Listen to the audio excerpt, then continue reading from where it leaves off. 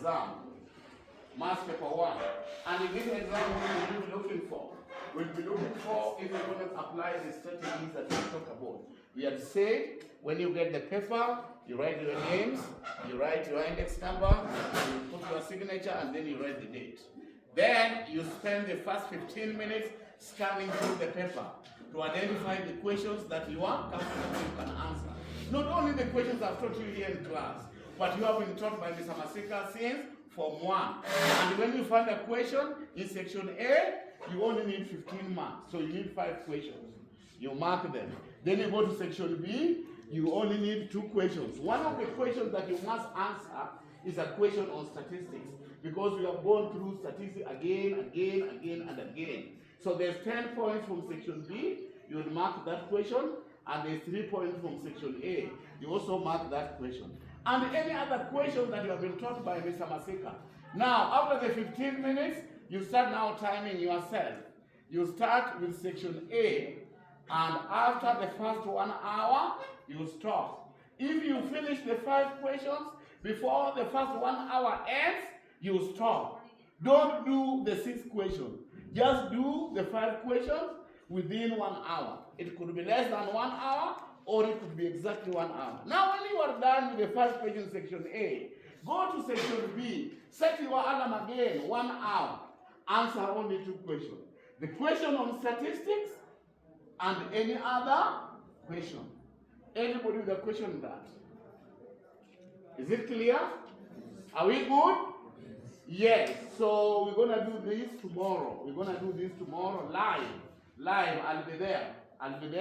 There will be there recording. These recordings, we can replay them when the thesis exams is nearing. Maybe 1 week to the thesis exam. Now, ladies and gentlemen, you'll allow me now to do statistics 2. I've already done statistics 1, and we are in agreement that when a question comes in statistics 1, that's math paper 1, you must answer questions on statistics 1, because they are very direct. They are not tricky. There's 3 marks on section A, and there's 10 points on section B. Right? So we are done with the paper 1, and we have 13 points. We'll be looking for 22 points. When I go back to my home in Washington, D.C., we'll be looking for 22 points. Now, ladies and gentlemen, today we are going to paper 2. And in paper 2, we are going to do statistics 2, and that is 10 points. Anybody with a question on that? It's very clear. It's very clear. The videos are there. You can watch them. That is strategy. And remember, we are only looking for 35 points. Tamai, you want? If you are at E, D minus, and D, don't look for 100, all right? Just look for 35. Tumesikizana? Yes. Only 35, spend your ample time in getting those 35. These are the things that I was told when I was doing KCSE that gave me. In the subjects that I was very weak in, I was totally weak in Swahili. I scored E from primary up to the mark in Form 4. Then when I met this guy who told me the strategies on how to avoid E, D minus, and D in Swahili, I made it.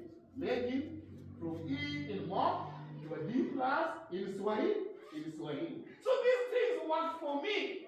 I'm not just telling you stories.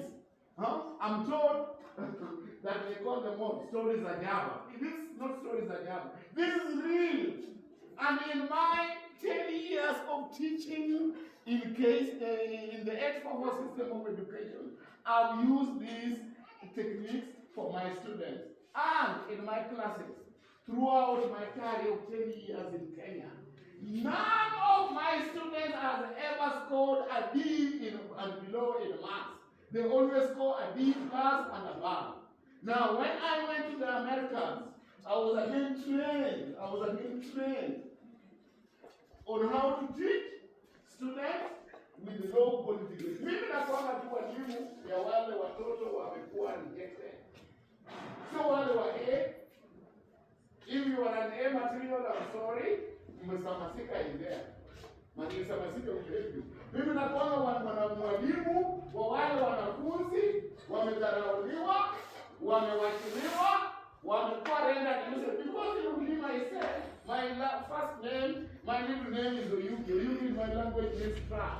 I was trashed and back. And later I was trashed again and again and again, and I never gave up.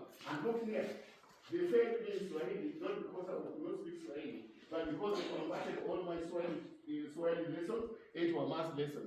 In the KCP exams, when I sat for my math, I only missed 1 point. I scored 99%. But in Swahili, they required 14. I could not go to Sarai Boys Center, that was my school of choice, because of 14 in Swahili. So if you score E in math, you will not get that you were doing good. But I never gave up. I still managed to go to a big. I never went to a county school or provincial school. I went to those kind of schools in my language that's called Oliko Nero Secondary School. Even Goleni is better. You have a school bus. I never had a school bus. And even with that, in the midst of all those confusion, I still made it to the university. I wanted to become an engineer, but I could not become an engineer because I scored a D+ in Swahili. The D+ was good enough to make me pass, go to the university. But it was not good enough to make me become an engineer like Patrick. If you talk to Patrick right now, he'll tell you that he scored A in KCSE exam. Or a better grade. I never scored that grade. But I never gave up. You are even better than me. Guess what? They invited me for Bachelor of Education Science in Physics and Chemistry. You know, in chemistry, in physics and mathematics, like Mr. Maedi. But I never gave up. I just accepted it with the 2 arms.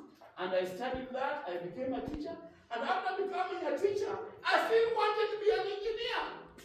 10 years down the line after teaching, I got an opportunity to go to the US. And while in the US, I still wanted to be an engineer. I was teaching during the day, but at night I'm going to school to be an engineer. That's how determined I am. Now, at the age of 40 years old, I became an engineer. And I was so happy. I was jumping up and down. That celebration in my house with my children and my wife. We never welcomed anybody. We celebrated the whole night, an engineer in the family. An engineer in the family, that's what I want to become. Now, look, after becoming an engineer, I did not just want to keep my knowledge. I wanted to change something. We were teaching, there were several gaps when we were teaching. Technology was rendered there. Attendance could not be done online. People could not teach remotely. Geographical location was still a barrier. Right now it is not. A student in Mombasa can attend my lesson right now. A student in Makueni or a student in Kakamega can still attend my lesson right now. But due to my innovation now as an engineer, we are now going to reduce the cost